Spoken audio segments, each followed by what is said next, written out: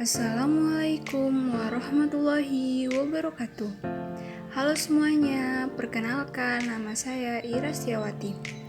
Pada kesempatan kali ini, saya akan menjelaskan sedikit materi yang berjudul tumbuhan hijau. Tumbuhan hijau merupakan golongan makhluk hidup yang mampu mengolah zat makanannya sendiri. Pembuatan zat makanan pada tumbuhan hijau terjadi pada siang hari. Tahukah kalian mengapa demikian? Pada bagian manakah pembuatan zat makanan pada tumbuhan hijau? Untuk lebih jelasnya, yuk simak video penjelasan berikut ini. Yang pertama ada fotosintesis. Cara tumbuhan membuat makanannya itu disebut fotosintesis. Fotosintesis hanya terjadi pada tumbuhan yang berdaun hijau saja. Hal ini karena daun tersebut memiliki klorofil atau zat hijau daun. Klorofil diperlukan untuk proses pembuatan makanan. Selain klorofil, fotosintesis juga memerlukan cahaya matahari, air, dan karbon dioksida. Dengan fotosintesis, air dan karbon dioksida kemudian diubah menjadi karbohidrat dan oksigen dengan bantuan energi cahaya matahari. Karbohidrat dan oksigen dibawa ke seluruh tubuh tumbuhan melalui pembuluh-pembuluh tapis atau floem. Selanjutnya yaitu tempat tumbuhan hijau menyimpan cadangan makanannya. Yang pertama, ada umbi, misalnya kentang, singkong, ketela, talas, bawang merah, dan bawang putih.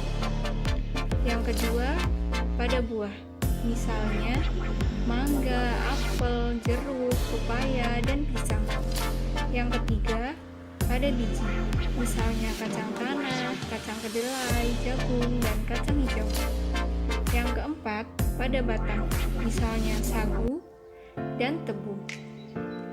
Dan yang terakhir, tumbuhan yang menyimpan cadangan makanannya pada daun antara lain bayam dan kangkung. Selanjutnya yaitu manfaat tumbuhan hijau bagi manusia dan hewan. Yang pertama, sebagai sumber makanan. Yang kedua, sandangan atau pakaian. Yang ketiga, tempat tinggal dan perabot rumah tangga. Yang keempat, obat-obatan. Yang kelima, menyimpan air. Yang keenam, penyuplai oksigen. Dan yang ketujuh, tumbuhan hijau sebagai bahan industri. Selanjutnya yaitu bagaimana jika tidak ada tumbuhan hijau? Yang pertama, bumi akan terasa panas. Adanya karbon dioksida sebenarnya berfungsi menangkap panas matahari sehingga menghangatkan bumi. Akan tetapi, jika jumlahnya berlebihan, dapat menyebabkan bumi terasa panas. Yang kedua yaitu sumber air menjadi kering. Tumbuhan dapat berfungsi sebagai penyimpan air. Saat musim hujan, air terserap ke dalam tanah dan disimpan oleh akar-akar tanaman. Air ini sebagai cadangan saat kemarau. Jika tidak ada tanaman, maka air hujan langsung mengalir ke badan air. Dan sebaliknya, saat kemarau, sumber air menjadi kering. Yang ketiga yaitu tidak terdapat kehidupan di dunia. Oksigen sangat diperlukan manusia dan hewan untuk bernafas. Selain penyedia oksigen, tumbuhan hijau juga sebagai bahan makanan bagi manusia dan hewan. Manusia dan hewan tidak dapat membuat makanan sendiri. Apabila tumbuhan hijau sudah tidak ada, maka lambat laun kehidupan di dunia ini akan musnah. Yang terakhir yaitu ketergantungan manusia, hewan, dan tumbuhan.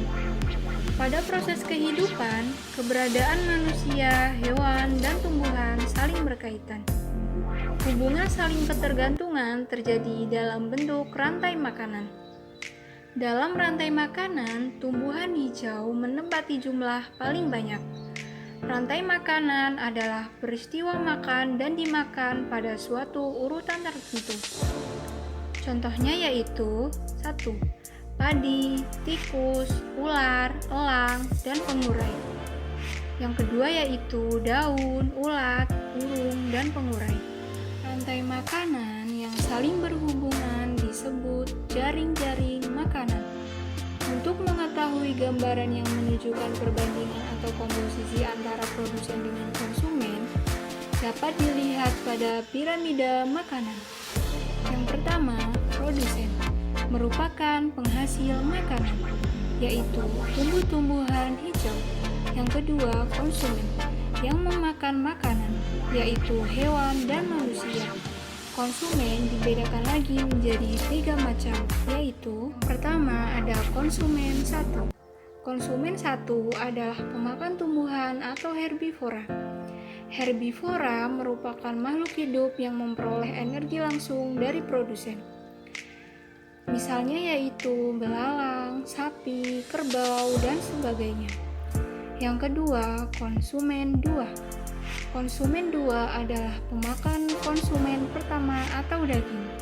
Pemakan daging ini disebut juga karnivora. Karnivora merupakan makhluk hidup yang memperoleh energi dari konsumen pertama.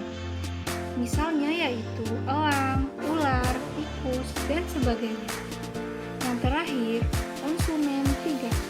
Konsumen 3 adalah pemakan konsumen kedua atau pemakan tumbuhan dan daging. Pemakan tumbuhan dan daging disebut juga omnivora. Omnivora merupakan makhluk hidup yang memperoleh energi dari konsumen kedua. Misalnya elang. Terima kasih. Wassalamualaikum warahmatullahi wabarakatuh.